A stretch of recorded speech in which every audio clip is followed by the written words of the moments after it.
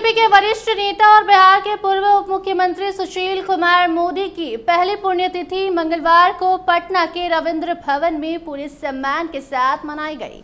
इस अवसर पर उनकी पत्नी ने इस साल राज्य में होने वाले विधानसभा चुनाव में सक्रिय राजनीति में कदम रखने के संकेत भी दिए, जिससे राजनीतिक गलियारे की गर्मी अब बढ़ गई है। जो आपको बताते चले, बिहार में विधानसभा चुनाव से पहले भारतीय जनता पार्टी के दिवंगत दिग्गज नेता सुशील कुमार मोदी की पत्नी जेसी जॉर्ज मोदी ने चुनाव लड़ने की इच्छा जता दी है। बिहार में पार्टी के संघर्ष से अच्छे दिनों तक अगुआ रहे सुशील मोदी की पत्नी के चुनाव लड़ने की ख्वाहिश से के खुले इजहार से राजनीतिक गलियारों में खलबली मच गई है।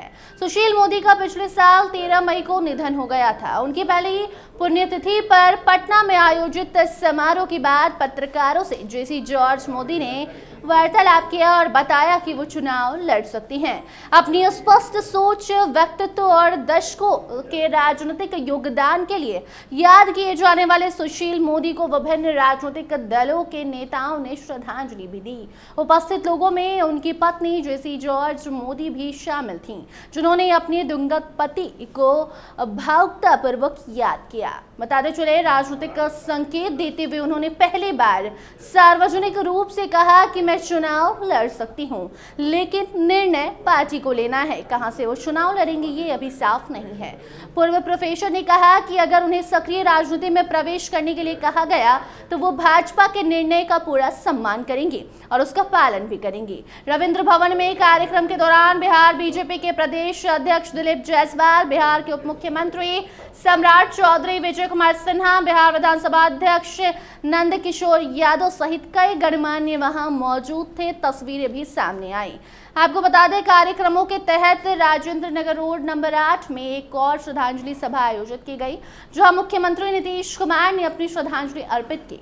मुख्यमंत्री नीतीश कुमार ने घोषणा करते हुए कहा कि रोड नंबर 8 स्थित स्थानीय पार्क का नाम बदलकर उनके दिवंगत मित्र और सहयोगी की स्मृति में सुशील कुमार मोदी पार्क रखा जाएगा।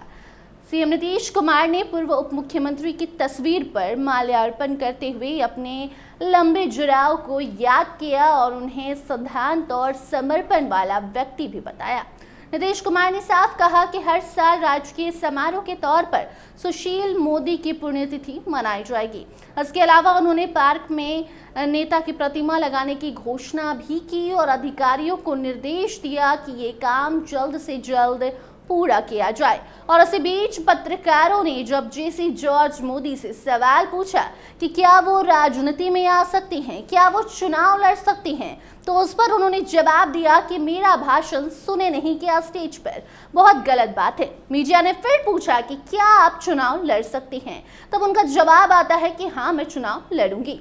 फिर जेसी जॉर्ज मोदी ने कार में बैठते हुए दोबारा कहा कि इतना अच्छा भाषण हमने दिया, भाषण आपने सुना नहीं किया। समारोह में जेसी जॉर्ज मोदी ने सीएम नीतीश के साथ सुशील मोदी के रिश्तों को बहुत स्पेशल बताते हुए कहा कि जब दोनों अलग हो गए थे तो उनके पूछने पर सुशील मोदी ने रोते हुए कहा था कि नीतीश मेरे अच्छे दोस्त हैं। और ऐसे में अब बिहार में विधानसभा चुनाव नवंबर-दिसंबर में होने की संभावना है। बिहार भाजपा में इन दिनों राजनीतिक विरासत को लेकर चर्चाएं तेज हैं। बताया जा रहा है कि भाजपा सुशील कुमार मोदी के परिवार से किसी एक को टिकट देने पर विचार कर रही है। ऐसे में इसी दौरान जेसी जॉर्ज मोदी का नाम सबसे आगे चल रहा है। बिहार की राजनीति में सुशील मोदी एक प्रभावशाली नेता थे।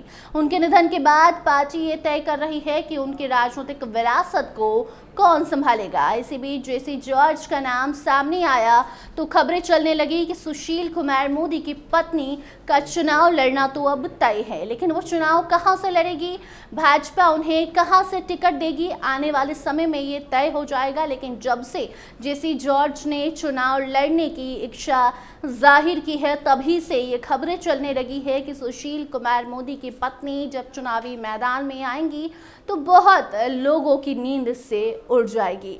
उस पर आप क्या कुछ सोचते हैं, कमेंट सेक्शन में जरूर बताइए। देखते रहिए स्टार टीवी बिहार। धन्यवाद।